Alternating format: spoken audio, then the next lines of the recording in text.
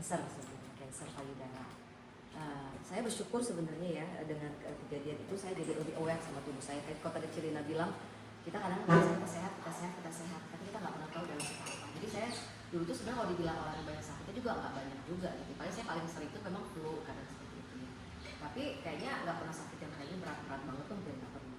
Tapi kayaknya pas lagi keadaan semuanya baik, keadaan semuanya sehat di umur 47, saya 3 tahun lalu tuh umur 47, tiba-tiba saya didiagnosa gitu. Saya waktu itu memang nggak ngerasa sakit gimana, cuma karena saya suka cek gitu ya, saya sadari gitu, cek sendiri, saya nemuin ada benjolan di payudara kanan saya, terus saya langsung cek ke dokter. Ternyata dokter bilang saya udah USG dan juga akhirnya udah di lumpectomy, diambil benjolannya dan dicek, ternyata itu adalah kanker. Jadi seperti itu, jadi udah tumor yang ganas sebenarnya kanker. Saya secara pribadi kaget sebenarnya. Iya ya, kita pikir kita sehat gitu, ternyata dapat jackpot juga jadi umur 47 kayak dapat wah ini luar biasa gitu. Tapi saya dari situ jadi belajar aware ya, dalam arti yang tadi Celina bilang di awal tuh bagus banget. Saya jadi mulai nyadari iya ya, sebenarnya kalau tubuh kita kan ciptaan Tuhan kayak Ferrari sebenarnya. Tapi kita seringkali gitu kasih Pertalite gitu, bener nggak?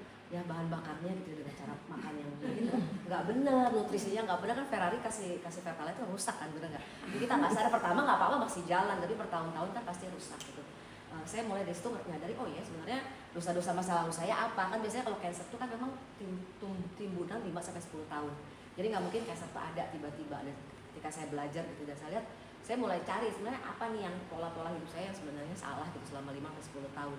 Nah saya lihat banyak sebenarnya dosanya sih ya pas udah dibuka gitu. Pertama mungkin makannya juga nggak proporsinya nggak benar, makan juga nggak sehat, kurang makan sayur yang banyak gitu ya. Jadi makan juga kadang nggak teratur gitu, jadi nggak benar-benar dicari yang makan lebih clean gitu, makannya nggak clean eating gitu. Jadi makannya kadang udah nggak banyak sayurnya, kadang makan mungkin daging yang banyak dibakar ya segala macam lah, pokoknya makan manis. Saya suka dulu itu gitu, jadi kue-kue karena kita kebiasaan kalau makan pagi kue dulu di rumah, jadi kayaknya udah jadi habit, jadi kayak gitu. Jadi saya dari situ mulai banyak ubah juga pola hidup gitu ya. Terus ya tadi juga pikiran, karena benar juga ya kalau Ferrari nggak pernah dipakai gitu ya, Ferrari harus dipakai ya, kalau pernah dipakai kan rusak ya mesinnya ya, berarti kita perlu olahraga. Saya tuh orang yang paling nggak pernah olahraga, karena pernah sebelum saya kanker saya memang pernah dapat rinitis, jadi alergi di hidung. Jadi pernah hidung tuh lebay, kata dokter hidung itu lebay, hidung yang lain nggak lebay, hidung itu lebay karena kena angin sedikit flu jadi kayak gitu. Dia bilang suruh olahraga, tapi di situ pun saya nggak olahraga.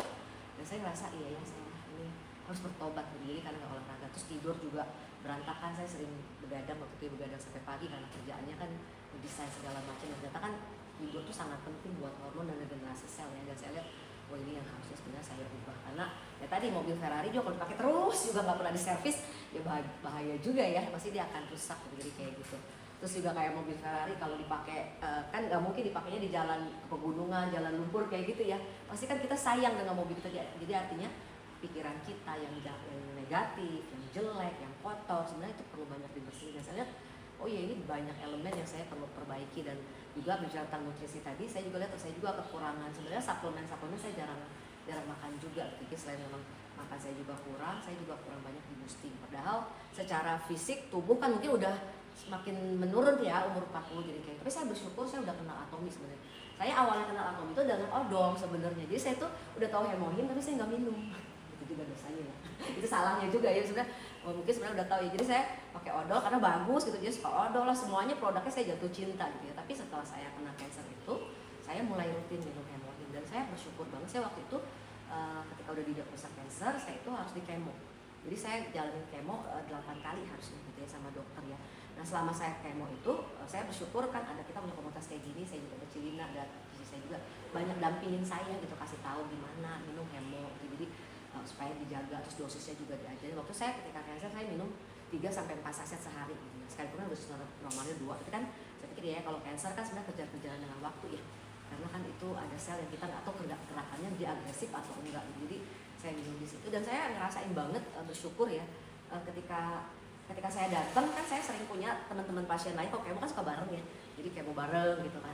Saya ngelihat banyak teman-teman itu ketika udah kemo keberapa itu banyak yang udah tepar gitu, dalam arti banyak yang udah tulangnya sakit lah, sampai ada di kemo bisa kelima yang udah sampai nggak bisa bangun. Saya aja sampai deg-degan ini kemo saya kan baru kemo 1, kemo 2, kemo 1, kemo 2, kemo 3, hampir saya nggak pernah ngerasain efek sampingnya kemo. Padahal teman saya banyak yang bilang mual, diare, karena benar kalau efek kemo itu kan dia bukan cuma nyerang si sel kansernya ya, dia akan membabi buta istilahnya. dia obat keras masuk ke dalam tubuh, dia akan serang semua sel. Intinya ya udah deh, itu dulu deh penyelamatan pertama gitu kalau kemoterapi ya. Jadi sel kemonya coba dibunuh, tapi sel lainnya juga jadi akibatnya juga ikut rusak. Jadi seperti itu ya, makanya ada banyak efek sampingnya. Jadi rambut juga rontok. Saya memang rambut rontok, tapi setelah kemo kedua ya. Tapi saya bersyukur setelah kemo keempat orang lain masih botak. Orang lain udah kan rontok kan biasa dibotakinnya. Sampai kemonya berakhir beberapa bulan mereka tuh jarang yang udah mulai tumbuh. Tapi saya di kemo keempat aja itu masih kemo. Jadi masih kemo lagi kan dibabat lagi, kemo kan setiap 3 minggu ya. Tapi rambut saya tuh ketika udah saya botakin itu udah mulai tumbuh baby hairnya. Saya juga sampai amazing juga, wah tumbuh juga baby hair saya. Jadi artinya recovery rambut saya bagus ya. Saya merasa bersyukur sama Tuhan, mungkin hemoid ini, bukan mungkin ya, hemoid ini dipakai Tuhan untuk membantu recovery. Terus juga yang saya nggak pernah sariawan selama saya kemo tuh, nggak pernah sariawan. Dan sariawan adalah efek yang paling sering dialami oleh orang kemo karena si mukosa, lapisan mukosa mulut itu ikut rusak. Jadi kayak gitu, jadi banyak lah semuanya jadi kayak ikut rusak gitu ya. Terus tulang biasanya tuh linu-linu. Saya memang kalau habis kemo biasanya hari ketiga si obat kemo itu akan mulai berasa. Hari pertama kedua kayak biasa aja. Tapi di hari ketiga biasanya si obat kemo itu akan mulai merusak jaringan. Itu yang mulai dirasa efek-efeknya nggak enak, sakit. Saya memang di hari ketiga merasa kayak nggak enak badan gitu. Nah, makanya saya mulai minum di hari ketiga itu saya minum setiap hari.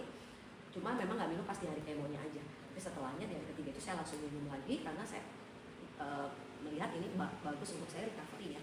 Jadi setelah itu tuh cuma kontrol aja di hari ketiga, tapi nggak sampai nggak bisa bangun, saya tetap bisa beraktivitas, saya bisa kemana-mana jadi kayak gitu. Bahkan saya ngerasa imun saya itu tetap bagus. Biasanya tuh orang yang kena cancer dia jalani kemo itu akan gampang sakit karena kan daya tahan tubuhnya memang dibabat ya, jadi udah rendah banget jadi kayak gitu. Tapi saya ngerasa oh saya sehat-sehat aja, saya nggak sakit nggak sakit, nggak jadi gampang flu. Padahal saya selama saya di kemo, selama saya 6 bulan itu saya di kemo kan tetap ngurus anak ya, namanya emak-emak ngurus anak ya, tetap masak, tetap segala macam dilakukan.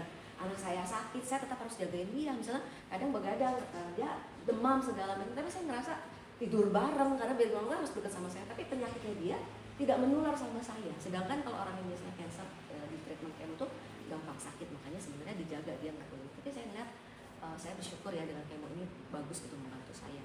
Terus yang paling yang amazing juga ya bagi saya itu pembuluh darah saya. Makanya tadi pasti bilang pembuluh darah Celina, oh iya ya, makanya mungkin itulah kenapa pembuluh darah saya tetap bagus. Biasanya orang yang kemo itu dia akan kemoterapi setiap 3 minggu, kemo 1, kemo 2. Sebelum 3 minggu itu selalu tuh setiap minggu dicek ambil darah, dicek bagus atau enggak, karena kan harus kemo selanjutnya harus fit badannya seperti itu. Nah jadi sering banget ambil darah. Jadi orang kemo tuh pasti kenyang diambil darah karena cek terus. Nah, sering kali kejadiannya kalau saya diambil darah tuh saya kan suka lihat banyak pasien lain gitu ya. Ada pasien-pasien yang susah banget diambil darahnya karena saya suka nanya kenapa tuh kok kayaknya ribet, susah banget gitu. Terus dia sampai bilang itu Bu, darahnya pembuluh darahnya udah mental, nggak bisa dibilang, nggak, saya juga nggak ngerti istilah mental dalam arti itu mungkin yang tadi dibilang getas sekali, jadi nggak lentur, nggak gampang disuntik. Jadi ketika disuntik tuh dia nggak bisa, jadi dia mental lagi nggak bisa diambil darah di situ. Makanya orang yang sering banget di kemo itu, malah teman saya ada ya diambil di sini nggak bisa, diambil di jari tangan nggak bisa, diambilnya di jempol kaki. Jadi saya bisa lihat kesian banget ya, kayaknya memang sepertinya menderita demi dia harus diambil darah, bahkan diinfus, kemo kan infus ya, jadi harus diambil itu. Tapi saya bersyukur sepanjang saya kemo lancar gitu. Jadi bagus, darah juga diambil darah tuh lancar. Bahkan terakhir ketika saya kan memang setelah kemo saya di mastek ya, saya diangkat karena harus dicek ulang IHK itu ya bersih atau enggak. Setelah itu saya ternyata dinyatakan clear ya, puji Tuhan, saya bersih, saya sembuh dari kansernya. Tapi ketika saya habis di mastek kan ngambil darah lagi, sampai saya ada susternya bilang pas diambil, Bu, kok pembuluh darah ibu bagus ya, dibilang. Nggak kayak orang yang di kemo, dibilang. Itu bagi saya, wah puji Tuhan ya gitu. Karena sering banyak case-nya memang orang-orang pembuluh darah itu, kata si suster itu kayak gitu. Jadi dibilangnya terbakar karena pembuluh darahnya ikut terbakar oleh obat kemo. Kan obat kemonya masuk ke pembuluh darahnya. Tapi saya melihat ya bersyukur ya, selain memang pasti Tuhan ya yang menjaga tubuh saya gitu, tapi Tuhan juga bisa pakai hemohin ini menjaga si kualitas pembuluh darah saya dan darah saya. Dan saya juga kan kontrol setiap habis kemo. Terus setelah kemo juga saya terus kontrol kan, setelah setahun 2 tahun yang awal-awal selalu dicek hati saya. Dan dari hasil itu tuh yang tadi dibilang, mungkin ada banyak orang bilangnya kayaknya hemo merusak hati, tapi saya pribadi merasa enggak gitu, karena saya kan kontrol terus hati saya dan saya bagus, jadi nggak pernah ada keluhan hati, jadi seperti itu. Jadi hati saya bagus, paru-paru juga oke, jadi seperti itu. Dan saya melihat ini pertolongan Tuhan banget buat saya ya. Setelah minum hemo pertama saya pulih, dan juga hemo itu saya yakini juga itu jadi alatnya Tuhan menolong saya melawan si sel kansernya dari dalam selain obat kemonya gitu. Karena ada banyak teman-teman saya setelah di kemo pun nggak berhasil. Ada banyak juga yang ya saya banyak sebenarnya kisah sedih banyak ya sebenarnya ketika saya ketemu teman itu tuh banyak yang dari kanker lidah, kanker segala macam yang udah akhirnya di tengah jalan di kemo selama berapa lama juga meninggal seperti itu. Bisa karena efek kemonya, bisa juga karena dia mungkin udah stadiumnya dan terlalu lanjut ya. Jadi memang stamina ketika orang yang memang cancer perlu di kemo karena memang mungkin untuk orang-orang stadiumnya tinggi mungkin ada pertolongan atau memang perlu kemo juga. Tapi untuk itu tuh perlu stamina tubuh yang kuat sekali dan saya melihat kita punya anugerah ini di Atomi ada hemohim gitu. Jadi sangat banget saya pribadi sangat bersyukur ketemu hemohim, saya bisa dibantu untuk sembuh dengan cepat di recovery. Bahkan setelah beres jadi tahun 2022 harusnya kan memang si dokter tuh bilang saya 8 kali kemo.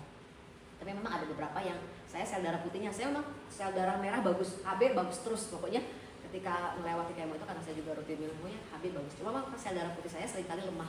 Mungkin karena sel darah putih juga kan butuh recovery-nya cukup lama ya.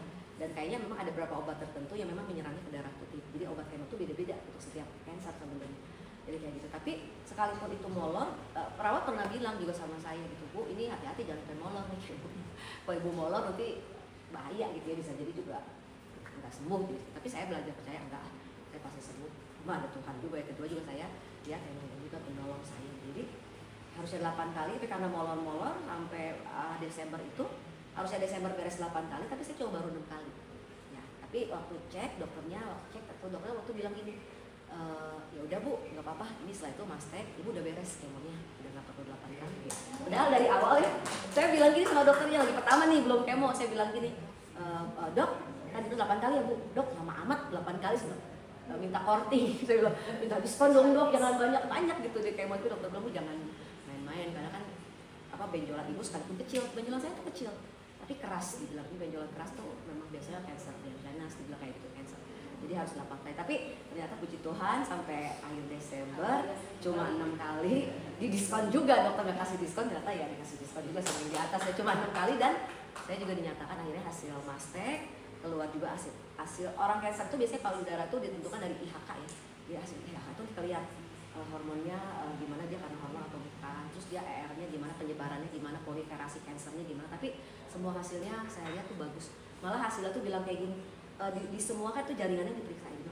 Di semua titik manapun clear. Tidak ada, jadi kan dicek ya Pak Bun juga bilang semuanya clear. Dan saya ngerasa bersyukur ya. Jadi nggak ada titik. Biasanya teman-teman saya ada yang kemonya beres, tapi hasil IHK-nya bilang gini, udah beres kemonya, tapi ada titik-titik yang harus diwaspadai. Jadi dia lihat ada titik-titik yang berbahaya dan harus terus di treatment gitu. Tapi saya melihat ya bersyukur, puji Tuhan akhirnya clear gitu ya. Jadi terus secara fisik juga beres dari situ.